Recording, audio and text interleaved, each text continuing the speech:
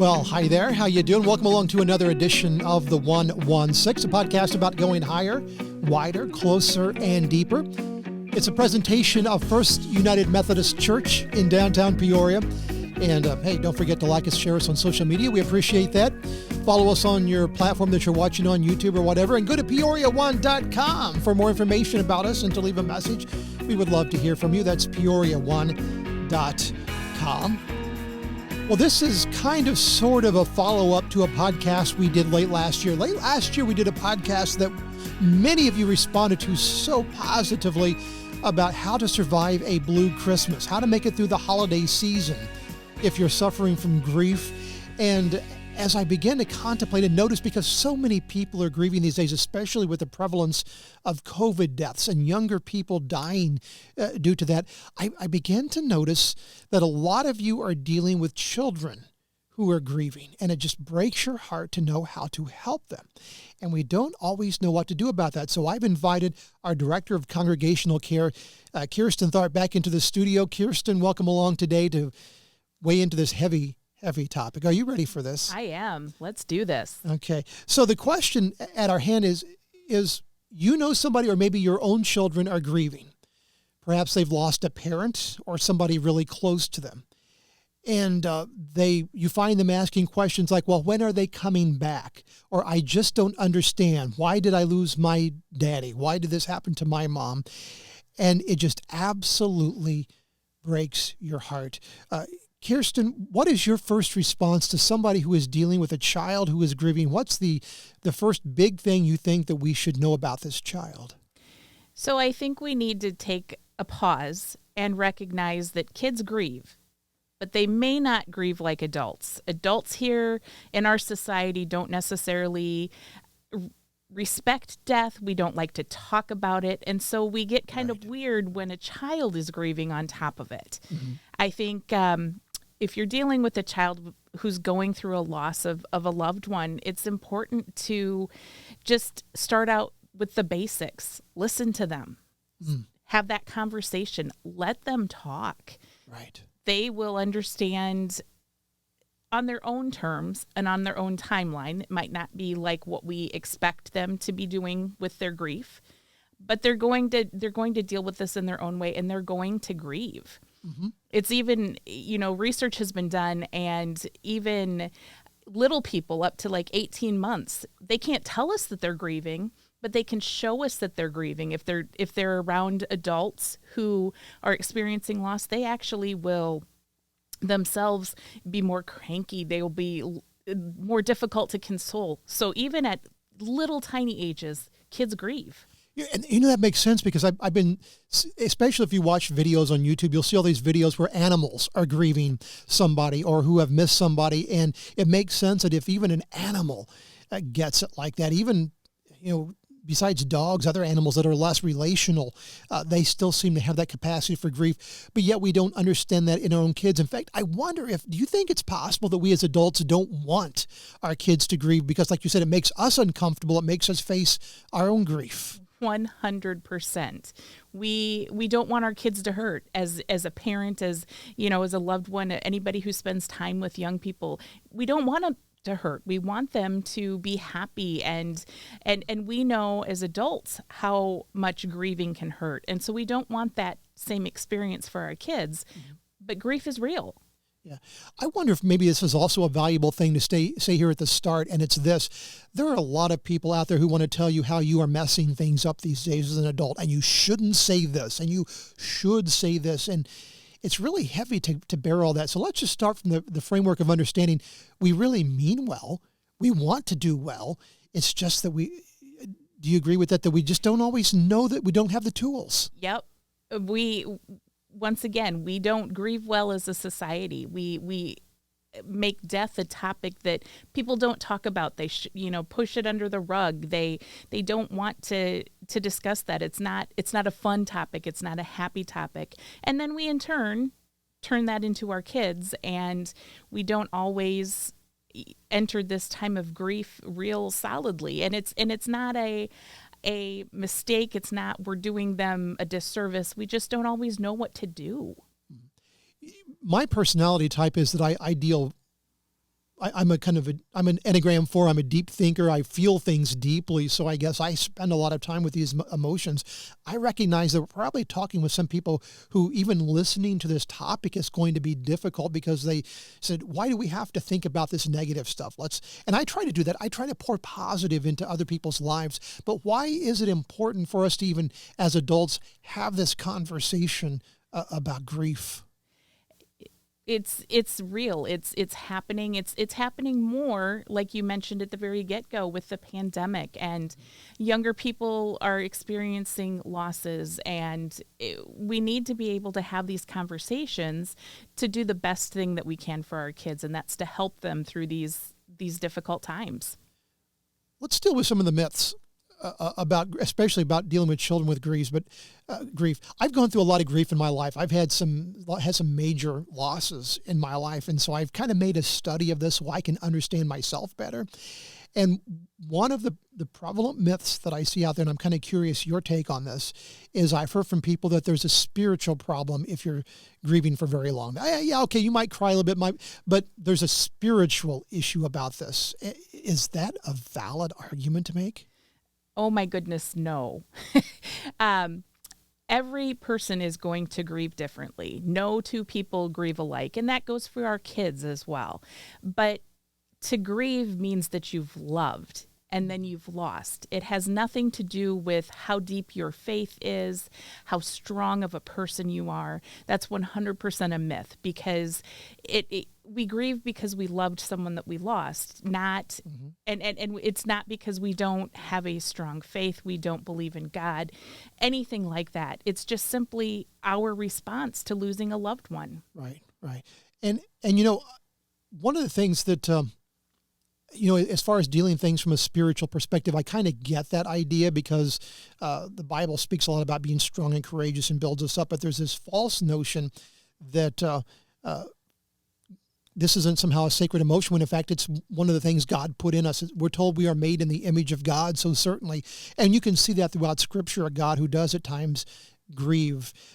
So I think that's a good, valid perspective. Maybe another thing we run into is the time limit for grief idea. And that's one of the things that I've encountered probably as much as anything else when people have talked about it. Well, how long should someone grieve? Is there a time limit? What is healthy? What isn't? And your response is? My response to that is you grieve as long as you need to. There is not a limit on grief. There is no specific timeline. We think through that first year, often using that as a guidepost. We think we're going to go through these different emotions and get through all the firsts and those difficult things, and then we should be done grieving. And unfortunately, that's not how grief works for everyone. Some people may experience those firsts and be on their way and able to keep, moving forward. A lot of people experience those firsts and find that the second year is even harder. There's just not a timeline for this, and there's no right or wrong. You're only wrong if you're continually moving backwards, and then you need to seek some professional help. I wonder, too, if this timeline for grief is going to be even more prevalent with a child, because we begin to realize that this grief is going to affect the important milestones of their life, that especially in the loss of a parent, that if that parent was there for them, I'm sure there's also ramifications for losing friends, but especially where you have a child who's lost a parent, because you have all those, graduation, birthdays, big life first, driving cars, getting married, all those children, those are going to be new occasions. So a child's grief, in a way, is a child's grief probably even more prevalent, more noticeable throughout the years than somebody who's a little farther along in their lifespan? So I think you make a great point that for a child, it's going to be noticeable that they're missing that parent. It's not normal. It's not what we expect as a society. Kids also grieve a little bit differently and truly do it on their own timeline. We may think that they should be sad, that they should be experiencing, these thoughts and emotions, and it may honestly take a little bit more time for a child. And then that continuation of having lost a parent and not being a part of those special traditions and holidays. Of course, as that's happening, the child is grieving, and so they're moving more into their new normal. So I answer that with yes and no, because as they continue to go through the grief process, it's going to be a lifelong thing for them, but it's also going to cement into a new normal. And so it's not necessarily they're going to have a lifetime of grief because they've lost a parent at a young age. Right. That word new normal, by the way, was kind of a curious one. We've heard it used a lot more with the pandemic, but I think the important part of that is simply the word normal, and to recognize that what we are going through in the history of humanity is normal. In fact, we've been blessed with longer lifespans than anybody else in history, and we are, as I like to say, in fragile containers. And some of our containers last longer than others. Some are more fragile than others. But the fact is that even outside of the pandemic, we are dealing with a very fragile thing when it comes to life. And so grief is just a very natural part of our history. It absolutely is. And you know, as we've kind of already talked about, when it's a loss that a child is experiencing, it's just harder to watch. But, you know, we do have some great coping tools and some things for kids to work with. There's a lot out there that will help kids through this time, and certainly professionals and things like that. But I think one thing that we try to do is especially with our younger kids, we try to not make grief sound so bad or so hard or so difficult. So we talked a little bit about myths, and another one that comes up quite a bit is, you know, we tell a young person that their loved one is just sleeping, or they've just gone to sleep. Or God came and took them. And to us, that means something. But to a child, that's very scary. You're going to suddenly have a child who probably is not going to want to go to sleep, nor are they going to want to. They're going to have a strange relationship with God, because all of a sudden, you know, God took my loved one. I don't want God to take me too. So do you need to be careful about the language you use, as far as, you know, your loved one is watching over you now, or they're just in heaven now? Do you have to be careful about the language, especially the younger you get? You got it. The kids take things very, very literally. And so when you say things like that as an adult, we kind of understand that connotation. We're trying to soften that language a little bit. But for a child, it's very real. And we think that's they begin to think that that's a real statement. I know in my own experience, I took my children when they were young to a funeral, and there was a visitation ahead of time. And I think my kids were somewhere around 4 or 5 in that age range. And I asked them, after we'd been through the visitation, when we were sitting in the pews waiting for the funeral, I asked my kids if they had any questions. And my son looked at me and he said, "I just have one. Who's the guy in the treasure box?"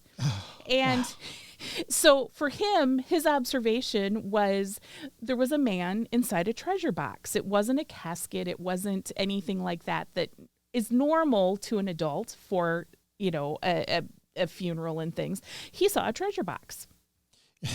And, you know, I guess I'm thinking too, you obviously don't want to scare the bejeebers out of a child, but at the same time, how then do you prepare them to understand death before they get hit with one that is close to them? Are there healthy ways to prepare a child for death or for understanding it? So once again, death is a strange concept for adults, and you know, it's strange for kids too. We talk about it. It needs to be a normal part of life that's discussed. They may not understand if you say the words, you know, so-and-so has died. They may not truly understand what that means, but it's not abnormal to say. They're going to have grown up hearing things like that. Another thing that we as adults do, we want to protect our kids. Right. And so, we don't want them to go to that funeral. Well, a lot of times it's healthy for a child to go to a funeral. It's strange, and they may have a lot of questions, but my experience has been it's not about the death and the dying that they're questioning. It's about what they're seeing before them. Another example, my niece, when my grandmother passed away, so her great-grandmother, she just wanted to know if Grandma had shoes on, because the casket was open, and She couldn't see her feet. She just wanted to know if she had shoes on. It's a very different perspective for a child, and we need to allow them to see these things, that they're a part of life, they're real. I have to tell you, you've given me so many questions here I want to come back to, but let me hit you with something, a real life situation that was shared with me, and I'm just kind of curious because what your take is on this, because I have a feeling this probably happens a lot.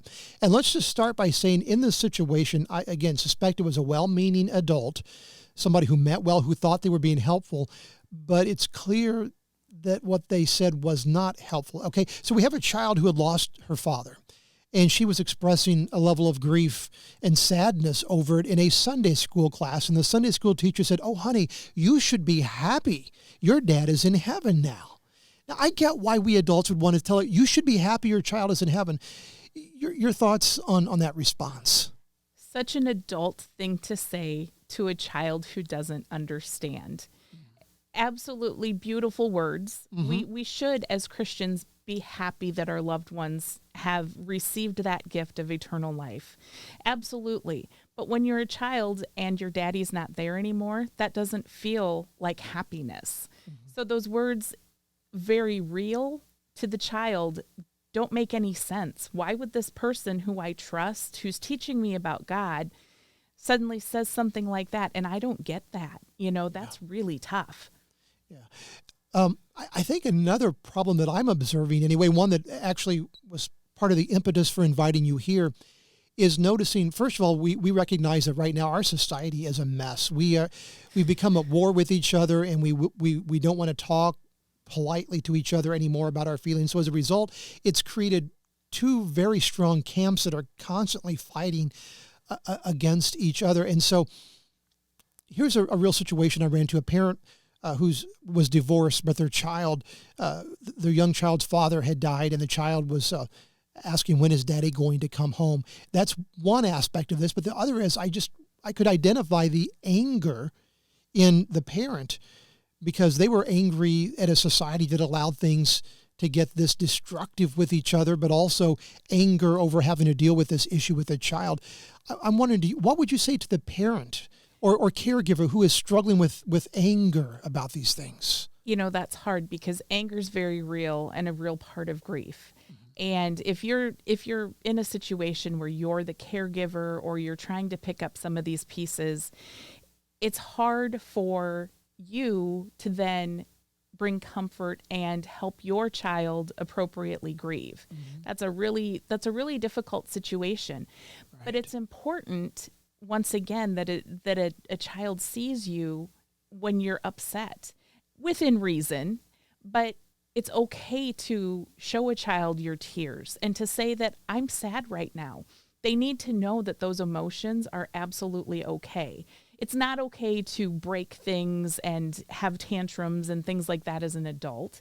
We need to learn safe and healthy forms of grieving like that. But we do absolutely need to allow our kids to see us not always happy, because we don't live in an always happy world.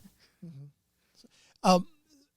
We talked about helping a child to understand a little bit more about death.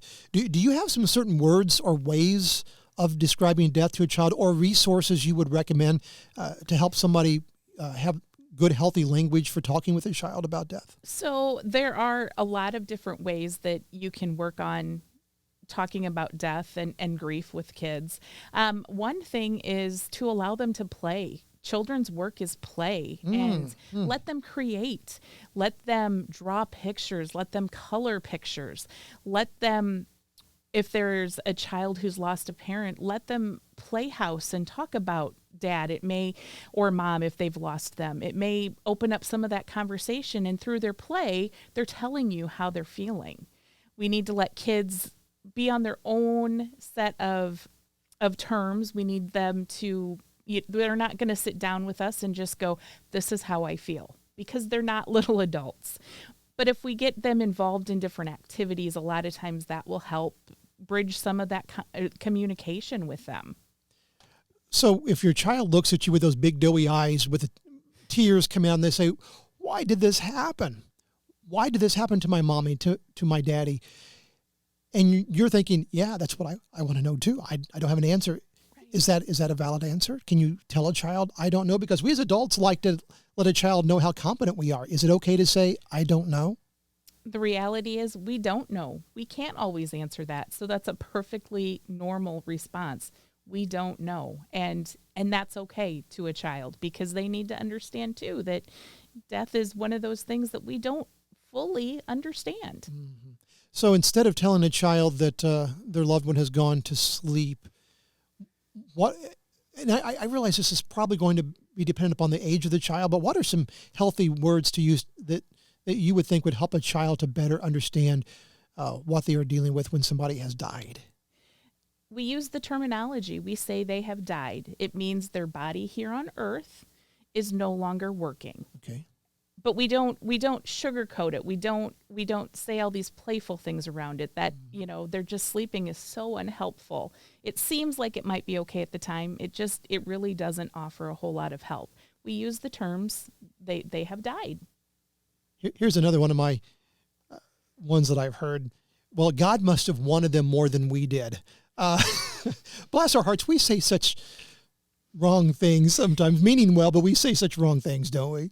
Yeah, that's also probably not going to be very helpful. Why did God want them more than me?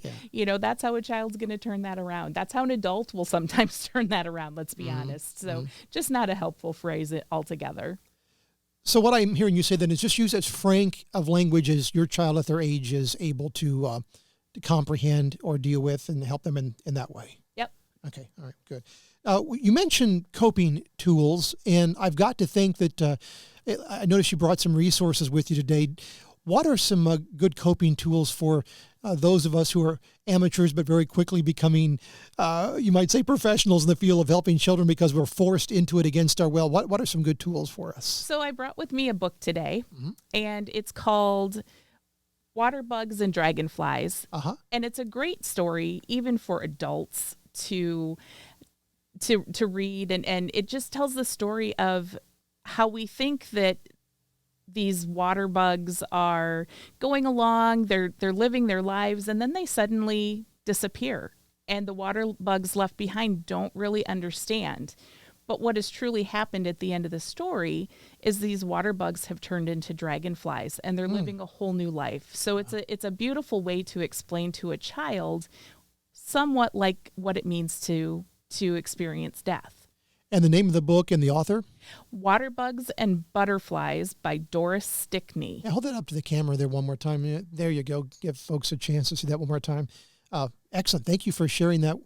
That sounds like a really great resource. Do you recommend counseling for children? I mean, if you can find a qualified counselor, do you recommend that? Absolutely. The key there that you just said is qualified. You want to make sure that you've got somebody who's good with dealing with kids, and that's really their wheelhouse. The right counselor for anybody is important, but the right counselor for a child is going to engage them in that play and allow them to talk in the ways that they need to. I'm going to give this next. I throw this out there with a little bit of try to qualify this as best I can, because I'm an ordained pastor, and I understand that in helping people, I've only got a very limited amount of counseling skills. Some pastors have been trained more in counseling than others. But I would say probably even your pastor may not always be the best option. Hopefully your pastor would know when to pass somebody along to a professional, but keep in mind some pastors have counseling abilities and some may not be as helpful as others, despite their good intentions. Yep. I agree 100% with that. Pastors are pastors and not counselors. They have some training, exactly like you said, but they're not going to be somebody who's going to get in depth and know all of these things that a child in particular needs. They don't have that kind of in-depth training as a pastor. So leave your pastor to pastoring and your counselor to counseling. Yeah. Along the way, I've again ran into a lot of people who feel qualified to speak to this to a certain degree, but sometimes it can be hard to find that counselor, or we might be worried about the cost or so forth. There's also good organizations, though, and good programs out there that are available. And for example, at First United Methodist Church, we offer the Grief Share program. Does Grief Share offer any help for childhood child level grief? So not specifically for children, although we have some resources available. There's some different book recommendations, and we touch along those lines a little bit throughout the 13 weeks of Grief Share. But that's not something that is specific to children. We've got, like I said, some resources that we can pass along to parents or caregivers if they're dealing with the loss of a parent and trying to help this child. But we don't offer specific to children with Grief Share. Gotcha. And I would guess as well that if somebody would like to go to our website, peoria1.com, and leave a message to go to you, that they can tell you, even if they're not a part of this church, if you're watching this, you're a part of our ministry. You are part of our heart and who we are. So would people be welcome to get a hold of you with their story and ask your thoughts on how to move forward? Absolutely. I've got a whole list of community resources that are available in our area, as well as some links to places nationwide that you might be able to turn to for some help. Good. So in my understanding of dealing, and you touched on this a little bit, my understanding of dealing with grief, I've come to recognize that it is a lifelong process. It's not something you can just snap out of. We do respond differently. Some folks shut it out and don't allow it to touch them, and that can create problems down the line. But other folks tend to grieve. Maybe they can get really lost in that grief, and then it becomes unhealthy. Do you know of any signs to watch for in children to maybe indicate if their grief is becoming unhealthy? So kids are tricky because they don't always tell us exactly what they're needing. It would be great if they could just tell us what they need. Sometimes kids stuff things away, and we don't realize that they're having problems until other physical issues start happening. Lots of tummy aches, lots of headaches, not feeling good are often signs that maybe something more is going on, and it might not be physical, but probably more emotional with kids. Gotcha. Teens also are another group that tend to stuff their emotions, and they don't like to talk about things, and drawing them out can be problematic, but they also, keep those things inside and then suddenly start having some of those more physical symptoms that, it's really not actually physical. It's they've left things go for too long. Wow. I hadn't thought about that too, but I don't know how much this, because every child is different as we grow up, whether it involves acting out or that sort of thing, but just to understand that there can be different levels of understanding when a child who was a really good kid suddenly is acting out or has changed their personality. That would be kind of a trouble sign where you'd want to look for additional help, I would think. Yep, right on. They need to explore things a little bit further. Okay, very good. Well, this has been just a really engaging discussion. And again, we would encourage you to follow up with the book. If you have questions for Kirsten and would like to get in touch with her, peoria1.com, contact us there and ask your questions. And just keep this conversation going in your community. I would guess probably, Kirsten, isn't it important that we pull our friends in on this conversation as well and help them to grow in their understanding as well, probably? Make this a community thing? Absolutely. We're all experiencing grief right now, whatever the loss looks like. The pandemic has done that for us. So just keep talking. Very good. Well, thank you so much for being here with us today. I appreciate your time once again. And I'm sure a lot of folks are going to listen to this and grow from what you shared. So thank you again for your time. Thank you. And again, don't hesitate to get a hold of Kirsten if you would like. Hey, listen, this is such a weighty topic that I hope that we've been helpful to you. If you have any follow-ups for us, please get in touch with us, peoria1.com. And also, this is an important episode, so if you want to share it and like it on social media, it's very possible that in doing so, you are going to also help somebody else who is struggling with this. So please don't hesitate to do that. So thank you so very much for joining us today. This has been the 116, a presentation of First United Methodist Church in downtown Peoria, a podcast about living life higher, wider, closer, and deeper. My name is Greg Fish. Thank you so very much for coming along today, and may God bless you and keep you and walk with you as you help those young ones struggle with grief.